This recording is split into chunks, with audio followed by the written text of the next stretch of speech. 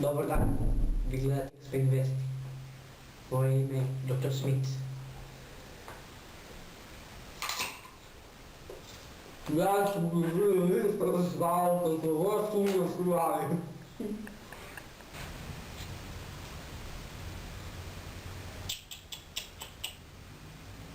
Ma Seru, ma to nije istina ništa. Ma lažu bre.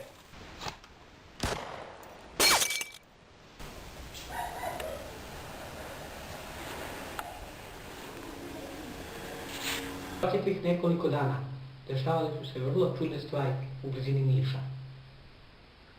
Napad vanzemaljaca, bombardovanje NATO-a i razne druge čudne stvari. Okupirale su nas. Pokušat ćemo da otkrijemo šta se tu dešava. Vi gledate Explain Vesti. Moje ime je Dr. Smith.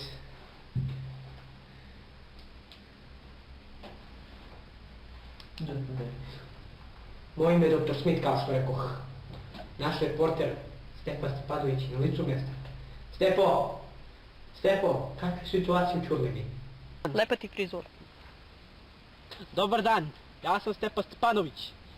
Nalazimo se ovdje u selu Ćurlina, nedaleko od Niša, gdje je pod osnovnom sumnjom da je izvršio masovno ubistvo, pokrenuo međuplanetarni rat i izazvao bombardovanje čitavog područja osumnjičeni Boban.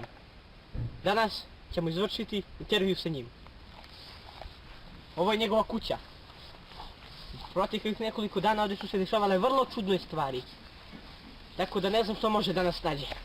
Pretpostavljam da se osumnjičeni Boban nalazi ovdje u ovom atomskom skloništu. Ne zbog svoje, nego zbog tuđe bezbednosti. Morat ću da budem veoma fin sa njim, jer može svašta da se desi. Bobane! Jak se, izlazi li jak se, Bobane? A šta si lego na ta vrata? Dobar dan, Dobro. ja sam Stepa Stefanović sa Explain Vesti. Briga me, ja sam Boban. Da li je istina to što se priča u proteklih nekoliko dana? Od čega? Da li je istina to da ste pokrenuli međuplanetarni rat? Pa ja ne znam. Da li je istina to da ste izvršili masovno ubistvo? Pa, Da li je istina to da ste uništili NATO helikopter i tako pokrenuli bombardovanje čitave Srbije? Pa ne znam, ja to nisam. Da li je istina to da ste ubica? Nije.